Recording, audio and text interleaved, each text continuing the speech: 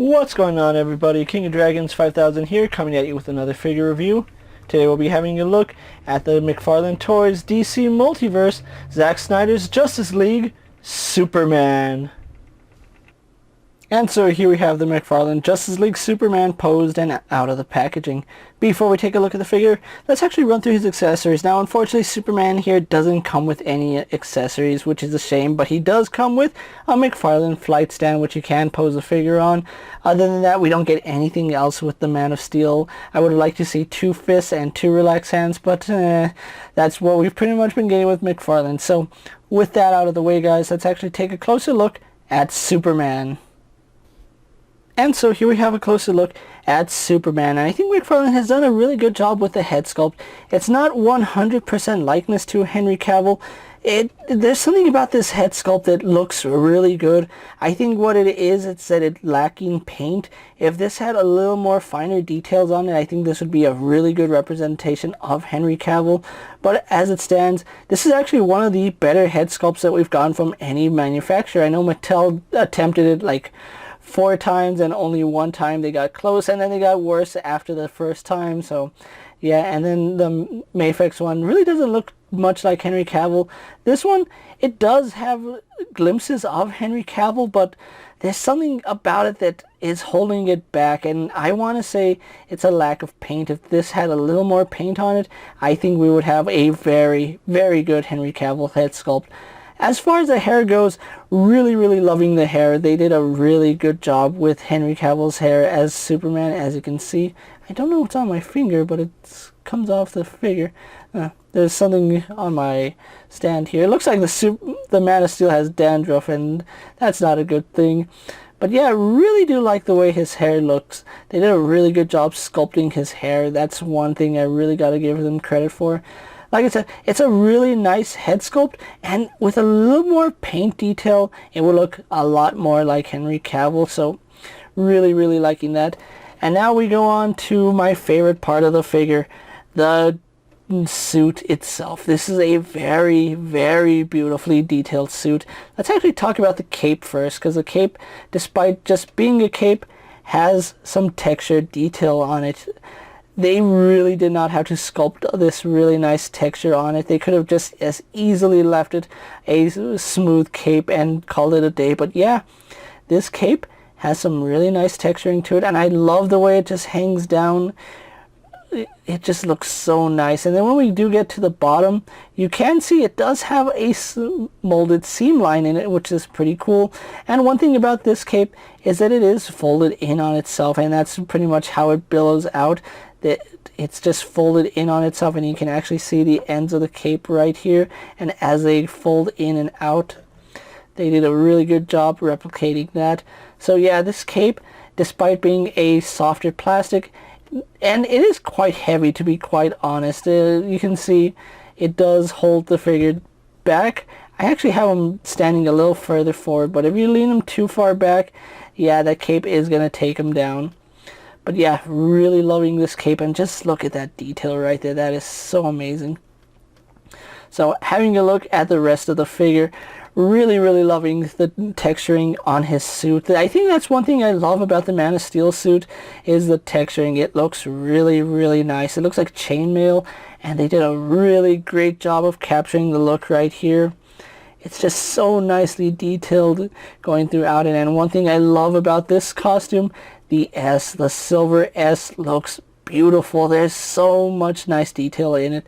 It does appear like it's a completely different texture than the actual suit, which is actually accurate to the Batman vs Superman, Man of Steel, and Justice League suit, is that the S is actually a different texture than the rest of the suit. And one thing I really do like about the BVS and Justice League, we do have the Kryptonian runes running across the S, and that looks really nice. McFarlane captured that wonderfully. Now, unfortunately, he is missing the Kryptonian runes that's supposed to be on his bicep. If you look at the actual costume from the movie, he has some Kryptonian runes right here on the bicep, and that's how it was in Justice League, or in Batman vs Superman, and in the version of the movie we don't talk about. But yeah, he is missing those little runes on the bicep, so It's not a big deal, and I can understand why they didn't include them, because you'd end up cutting them right here, but it would have been nice if he did have a semblance of them. I guess you could say that harsh line right there is the runes, but nah, it's not, to be quite honest. And then going here, you do see the texture difference in his suit. Really do like this. I don't know what it is about his sleeve right here, but I love it a lot. I think it's that differentiating texture, how it goes completely against everything, but it still looks really good. We do have his up-to-date buckle right here, which in Man of Steel it was a circle. BVS and Justice League, it's a square. Now, unfortunately, they did not sculpt the S in the belt, and he's supposed to have an S sculpted in the belt. Well, not the S, but the insignia for the House of L should be in there. Then we do have his, I guess, what would be the rest of his belt going to the back, and they even sculpted the detailing on the back of this suit, so that's really nice, really beautiful figure.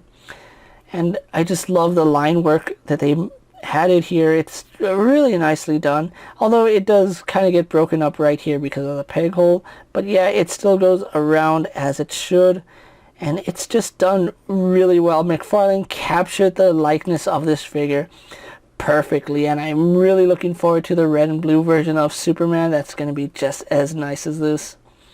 Really do like the boots, even though I think the boots were a lighter shade of gray. I think the boots were like a dark gray, not black, but yeah, they did make this the same color, so it is a little bit harder to tell, but overall really love this suit. And I never thought in my wildest dreams that we would ever see a black and white Superman suit in live action movies. It's like a dream come true for me, and I just loved the movie a lot. Ooh, this figure right here is probably the second best figure out of the line, right behind Cyborg. And Cyborg was a really great figure. This one follows suit right behind that. So with that out of the way, guys, let's actually have a closer look at how Superman stacks up to other figures you may have in your collection. Here we do have Superman posed next to a Marvel Legends Cyclops and a DC Multiverse Superman. Here we have Superman posed next to a WWE Elite Scale figure in a Mezco 1/12 Collective Popeye the Sailor Man. Here we do have Superman posed next to a Lightning Collection White Ranger and a Star Wars Black Series Mandalorian. And finally, here we do have the McFarlane Multiverse Justice League Superman posed next to the Mattel DC Multiverse Justice League Superman and the Mafex Justice League Superman. So with the comparisons out of the way, let's actually move on to Superman's articulation. Now, he does have the standard McFarlane articulation, so he does have a ball joint in the head, which does let him look up quite a bit. He can look down, just not a whole lot. I would have liked to see a little more movement going down, but he does look straight, no problem. Then we do have some really nice head tilt, and of course it does rotate on that ball joint. We do have a ball socket here in the shoulder, which does pivot forward and back, up and down. When I got this figure out of the packaging, this shoulder, well, not the shoulder, but the cap itself was fused to the torso. I did loosen it up, so it does move around now. And when it was fused to the torso, it really didn't provide any movement. So after breaking that off, it does move around nicely. Going out to the side, you can see it goes up past horizontal, so I really do like that. Goes all the way around, even going through the cape, which is a nice soft material, so it does get out of the way. He does have a bicep swivel, which it's not the nicest looking bicep swivel that we've seen, but I'll take it. It's functioning articulation. Then he does have a double jointed elbow, which goes up to about right there. He does have a ball hinge at the wrist, which does go in or up and down. We can rotate it to go in and out, and then of course it does rotate on that peg. Superman, of course, has a ball joint here in the torso. You can see he leans back to about right there. Doesn't lean forward. That's as far forward as he leans, unfortunately, and he does lean side to side, and we do get some rotation. Arching back, you can see he can arch his back quite a bit. We get some really nice range going back, but unfortunately, that's about as far forward as he goes, which could be much better. Legs go out to the side. Now, when you do move them up, you can see they do start going off to the side, and that's because the crotch piece right here, it's not the most malleable material that we've seen on McFarlane figures, and Superman really doesn't have a thigh swivel to adjust the pose, so when you move his leg, Yeah, it does go out at an angle, unfortunately. Does go out to the side, a little clip past almost all the full split, so that is pretty good. Like I said, he has a very slight thigh swivel, if any, so I'm not really going to count that. We do have a double bend here at the knee. Goes up all the way back. He can kick his own super butt, so that's really cool. He can rotate at the ankle. He does have a hinge which does let him move up and down, so that works pretty good.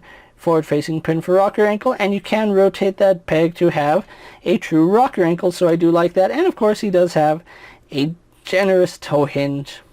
Yeah, that's really generous. So overall, Superman here has some pretty good articulation. The abdomen articulation still needs work, and it's getting quite annoying, to be quite honest. So with that out of the way, guys, let's actually get Superman posed for my final thoughts, and then we'll wrap up this review. And so finally, here we do have the McFarlane DC Multiverse Superman pose for my final thoughts. And overall, I really love this figure. This came out so much better than it looked in the promotional images. And I thought Batman was going to be one of my favorite figures, which he is.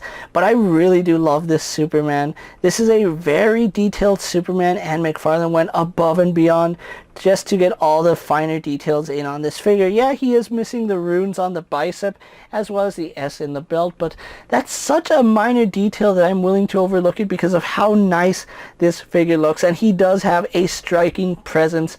There's just something about the musculature and the way it's sculpted that makes this figure look so nice. And that's one thing I really do like about this figure, is that it stands out. It's not just because it's a black suit Superman with a silver S. It's because this figure has so much going for it in terms of detail. You really didn't need to use too much paint on this figure, and it just has such a striking presence in your collection. This is actually one of my favorite McFarlane Multiverse figures. Like I said, out of the entire Justice League series, I think Cyborg is still my #1 favorite, but Superman here comes at a very close second, and they did a fantastic job with Superman. The face likeness could be better if they just applied a little more paint. I think if they used a photoreal for Superman's face, it would have looked so much better than the hand. I think it's a hand paint that they use for the figure, but overall I'm still very pleased with the way this figure came out. Now, if you are looking for the Multiverse Justice League Superman, he is starting to hit stores at the time I'm making this video, so you gotta check your local Walmarts, Targets, Walgreens, and if you can't find him there, he is still available on websites like Amazon and Big Bad Toy Store, where I picked mine up for about $19.99, which is pretty standard for what you pay for McFarlane Multiverse videos. This is one of their better figures and one of the best Superman figures I've had the pleasure to mess with. If you haven't already done so, I highly recommend you pick up the Snyder Cut version of Superman. You won't be disappointed. With that being said, guys, I'm KingofDragons 5000. Don't forget to like this video, leave a comment, subscribe to my channel. Go ahead and check out all my other action figure reviews as well as all my other DC Multiverse videos. Hopefully you find them informative. As always, if there's a figure you would like to see me review, let me know down in the comments, and if it fits in my collection, I'll gladly have a look at it. While you're at it, check out my Instagram account for new and exciting action figure photos, and as always, ring that bell to be notified every time I upload a video. Until next time, guys, I'll see you later. Take care, everyone.